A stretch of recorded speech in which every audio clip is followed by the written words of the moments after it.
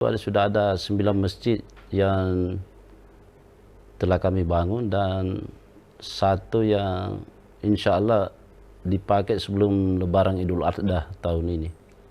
Alhamdulillah juga sampai pada tahun ini yang kami berangkatkan umroh itu kurang lebih 300 orang. Rumah kita. Rumah kita kembali hadir bersama Bang Junaid. Kali ini kita ditemenin narasumber kita, Bapak Haji Daeng Naeng. Nanti bisa cerita asal-usul Pak Haji, yang tujuannya bagaimana kita memotivasi anak-anak muda kita untuk berkarya dan berkreasi di dunia properti. Selamat datang Pak Haji Naeng. Selamat datang. Ya, Pak Haji Naeng, saya juga perlu bertanya karena memang banyak tentang kisah-kisah Pak Haji Naeng ini yang sangat menarik, terutama kisah-kisah masa lalu. Dari kecil Pak Haji Naeng juga bukanlah orang yang seperti sekarang itu orang sukses tiba-tiba, tapi dari kecil juga orang yang banyak proses suka duka. Nah, pertanyaan saya Pak Haji Naeng, kalau ini tolong Pak Haji Naeng ceritakan asal usul Pak Haji Naeng dari kecil, di mana tinggal, dan saya lupa juga nama lengkap Pak Haji Naeng siapa, di mana tinggal, dan berapa bersaudara. Nah, sekarang itu kondisinya seperti apa terkait dengan keluarga-keluarga sekarang. Nah, itu boleh Pak Haji Naeng ceritakan. Pertama-tama saya perkenalkan diri. Nama saya Haji Darwis Denai. Ya. Usia 55 tahun. Saya berasal dari keluarga yang sangat sederhana. Orang tua saya bernama Jafari dan Japa almarhum 5 tahun lalu. Ibu saya alhamdulillah masih hidup sampai sekarang.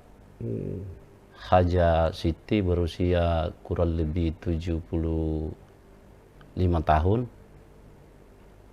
Saya bersaudara sebanyak 10 orang. 7 laki-laki, 3 perempuan. Ya. Alhamdulillah sampai sekarang masih utuh semua. Saya menikah di usia 25 tahun, waktu itu tahun 92, dengan seorang perempuan yang bernama Haja Nursia Daeng Sungguh, melahirkan anak 4 orang laki-laki, tapi dia sudah almarhumah. Saya menikah Berikutnya ya? Menikah berikutnya dengan seorang perempuan yang bernama Haja Nur Afdalia Nasrul. Alhamdulillah sekarang sudah dikaruniai 3 orang anak, laki-laki juga. Jadi alhamdulillah sampai saat ini sudah punya anak 7 laki-laki semua, pendekar semua. Nah, kalau anak 7 laki-laki ini berarti penerus bapaknya nih. Pak Haji Naeng, bisa tidak cerita masa kecil, apa sih profesi orang tua pada sampai terakhir, apakah beliau seorang petani atau apa? Alhamdulillah bapak saya almarhum profesinya sebagai petani. Ibu saya sebagai ibu rumah tangga. Ini petaninya petani buruh atau punya sawah atau? Petani sawah, cuma sawahnya orang yang kita garap. Oh, berarti penggarap ya? Penggarap. Oh. Dari hasil panen itu kita bagi sama si pemilik lahan. Ya, berarti kalau untuk hasil panen pun itu pun dibagi sama pemilik lahan? Dibagi.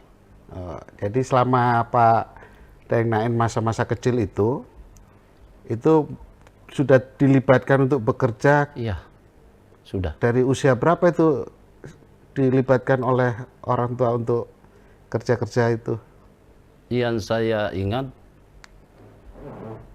ya kira-kira di usia 9-10 tahun sudah membantu orang tua untuk kerja di sawah, bawa kerbau ke sawah, bajak sawah, karena dulu memang belum ada kayak sekarang traktor apa segala macam. Dulu kita bajak sawah itu pakai kerbau atau sapi.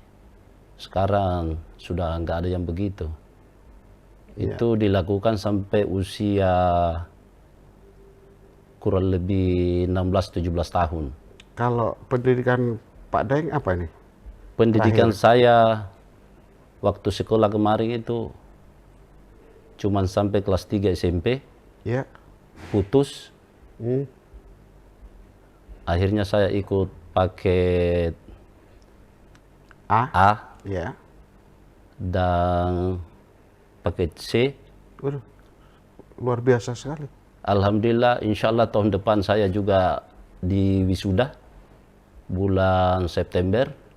Saya kuliah di salah satu perguruan swasta yang ada di Makassar.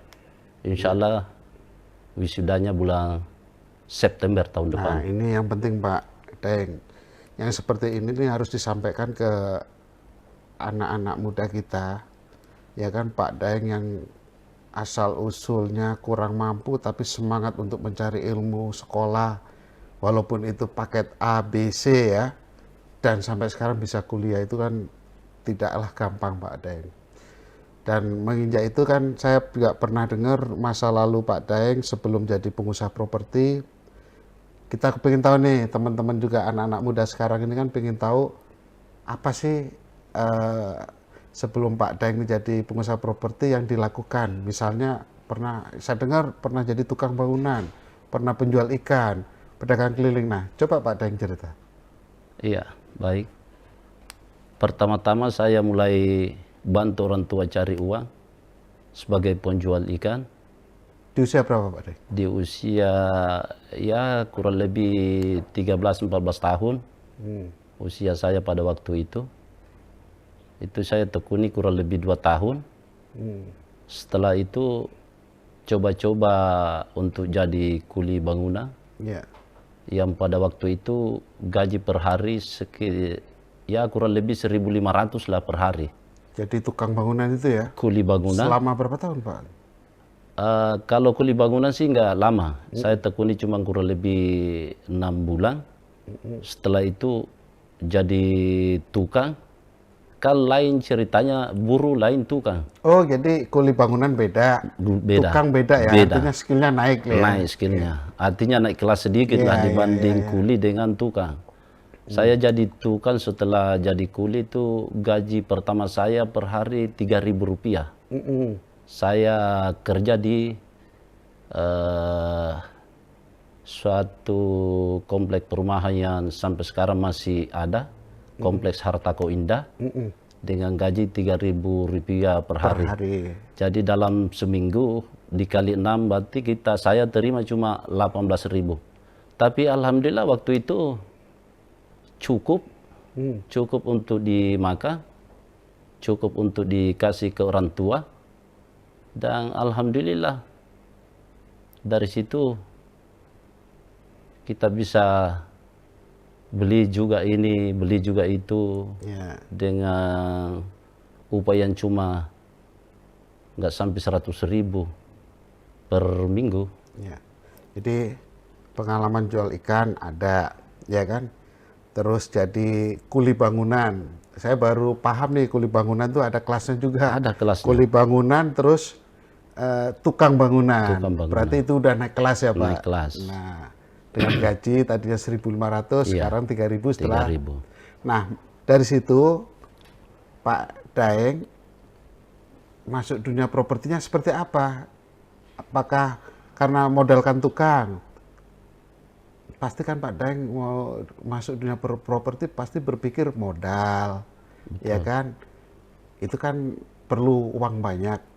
Nah, ini yang perlu kita gali sehingga anak-anak muda ini jangan takut memulai. Nah, Pak Daeng gimana memulainya untuk jadi pengusaha properti itu? Baik. Setelah jadi tukang batu saya tekuni beberapa tahun. Oh, ini ada lagi tukang bangunan terus tukang batu? Tukang batu, Heeh. ngikut sama perusahaan properti juga, tapi agak besar pada waktu itu di perusahaan PT Haji Banca Iya. dan PT Ansama Pratama. Beranjak dari situ saya coba peruntungan sedikit pulang dari tempat kerja untuk nambah-nambah uang dapur. Saya ngambil kerjaan sambilan ngojek. Alhamdulillah agak lama juga saya tekuni, kurang lebih 2 tahun. Setiap pulang kerja atau sebelum berangkat kerja ngojek. Walaupun pada waktu itu dapatnya cuma 10.000, 15.000. Tapi alhamdulillah Tapi tetap disyukuri. Kalau saya lihat bukan penghasilannya, Pak, tapi kerja kerasnya itu Kerja yang kerasnya. sudah kerja ini masih nyambi kerja ini. Iya. Nah, ini kan kalau orang tidak ada semangat pasti juga Iya, betul. malas-malasan, kerja udah pulang istirahat. Nah, Pak Daeng ketika memulai bisnis properti, bagaimana terkait tanah, mau bangun seperti apa, itu kan nggak gampang Pak Daeng. Pak Daeng kan pasti belum punya uang nih. Belum. Gimana ceritanya nih kok bisa bangun properti? Baik. Ya, Pertama-tama saya terjun di dunia properti itu 2012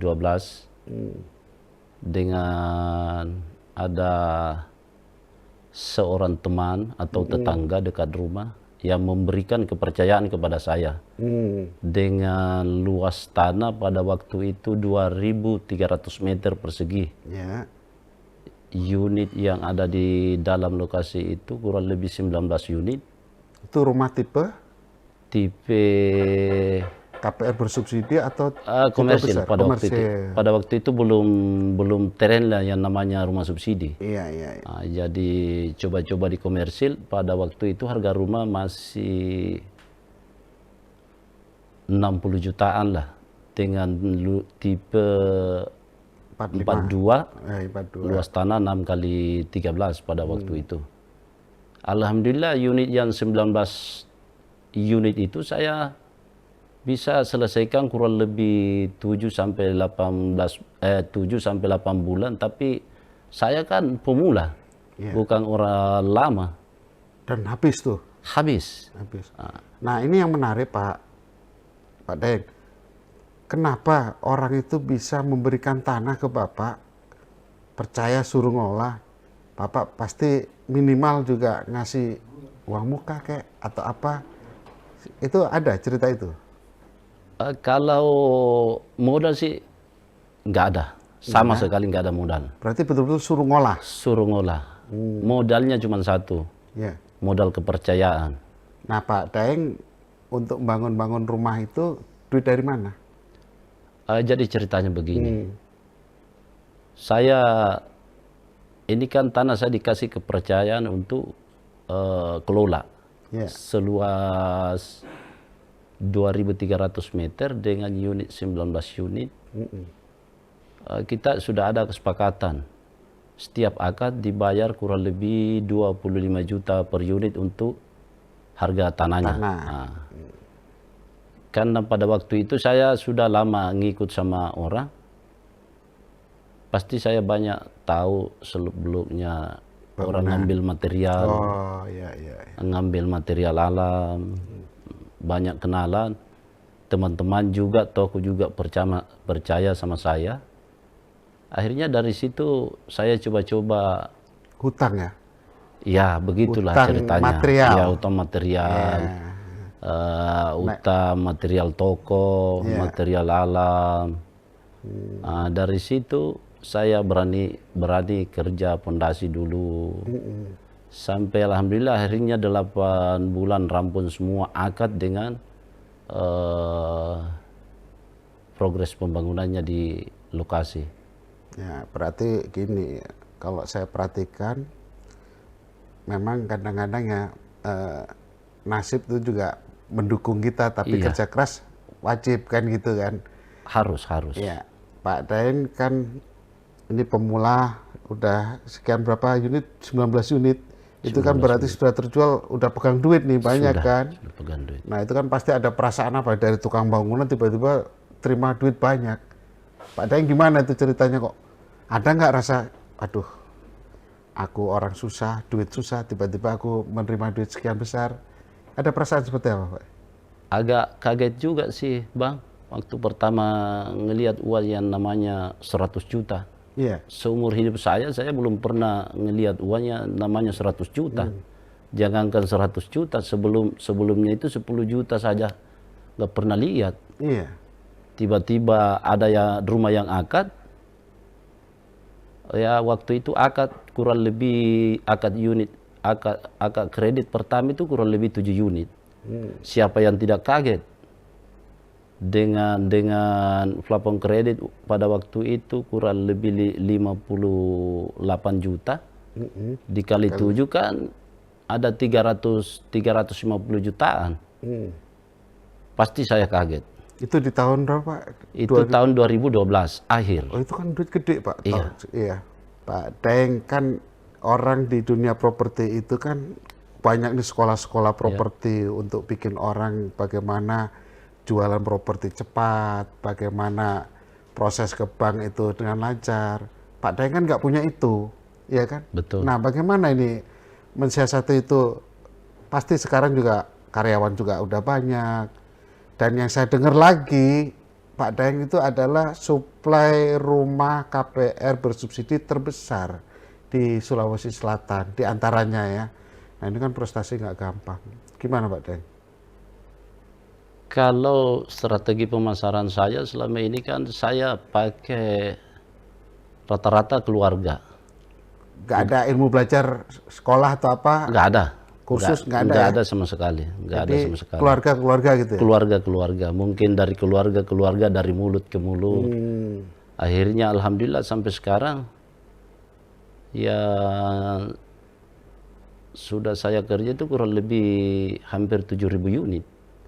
7.000 unit dari tahun 2012. Dari 2012. Nah ini yang prestasi yang luar biasa Pak Daeng untuk daerah Sulawesi Selatan tahun 2012 sudah 7.000 unit. Iya.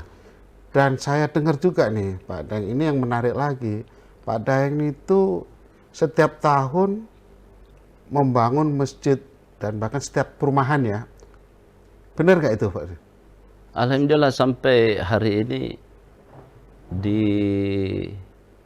semua lokasi itu sudah ada 9 masjid yang telah kami bangun dan satu yang insya Allah dipakai sebelum Lebaran Idul Adha tahun ini.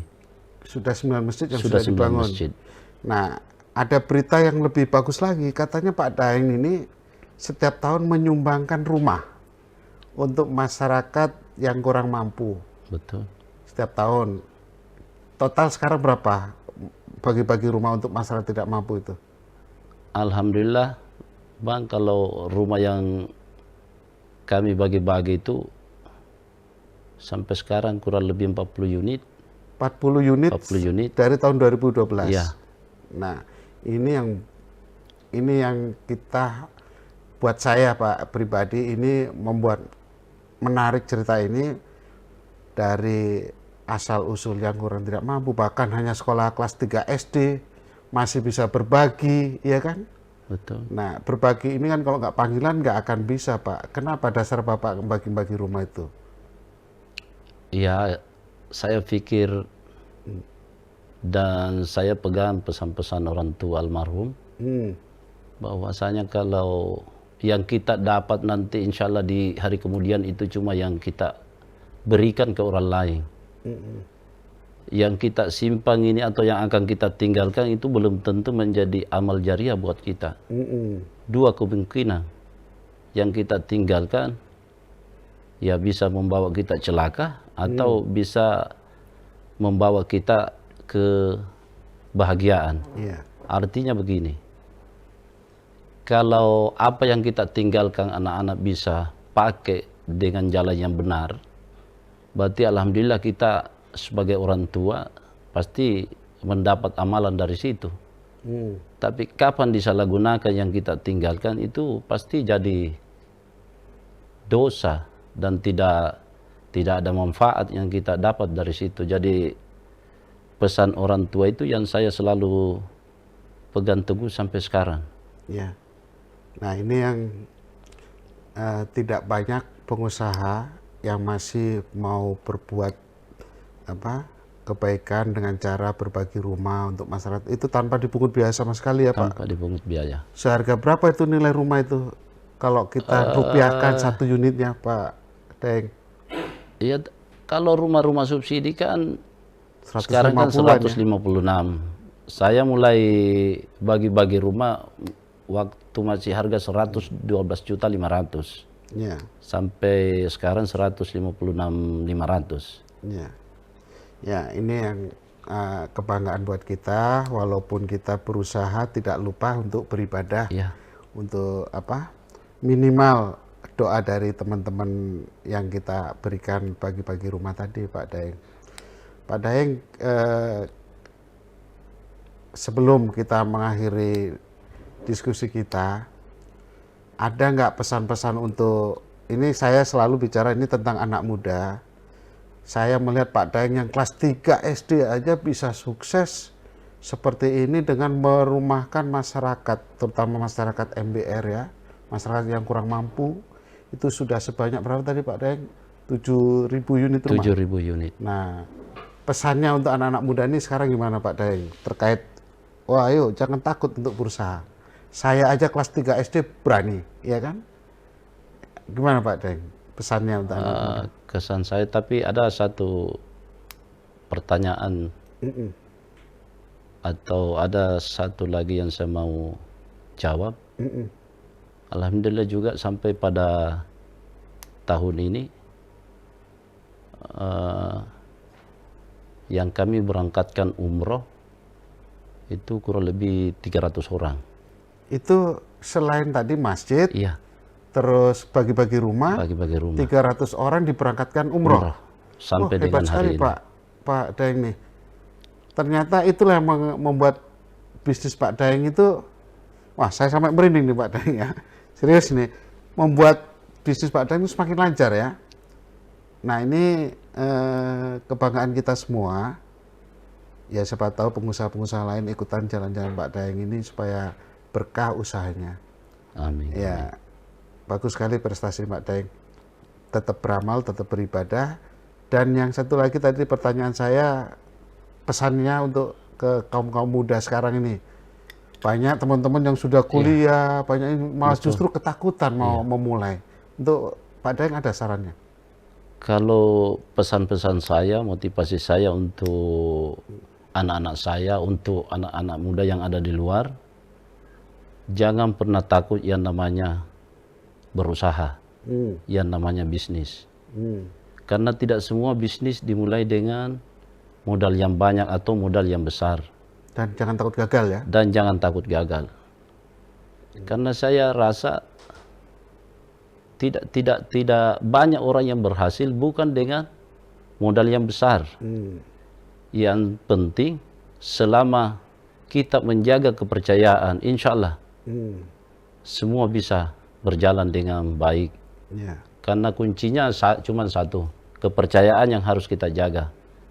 Kalau kepercayaan nggak ada, pasti bank juga nggak mau berikan modal. Kan begitu. Jadi ya kuncinya kita harus jalan sesuai yang benar, tidak ke sini ke sana. Jadi pesan saya untuk anak muda ya,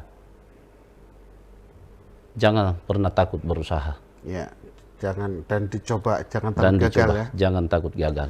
Jadi kita melihat kerja keras Pak Daeng, saya simpulkan bahasanya anak-anak muda janganlah takut untuk berusaha, ya kan, dan jangan takut gagal. Ini kita sangat apresiatif kepada Pak Daeng karena apa? Kelas 3 SD sekarang jadi pengusaha besar di Sulawesi Selatan. Saya sengaja ke sini Pak Daeng dari Jakarta ke sini hanya kepingin menggali cerita menarik dari Bapak. Itulah yang saya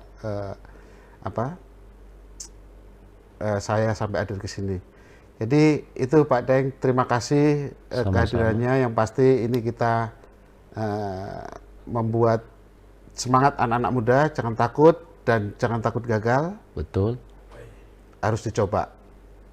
Jadi semoga apa yang disampaikan Pak Daeng buat motivasi kita semua, terutama anak-anak muda. Terima kasih Pak Daeng, semoga semakin sukses, semakin lancar, ibadah untuk berbagi tetap jalan. Amin. Baik, Mas.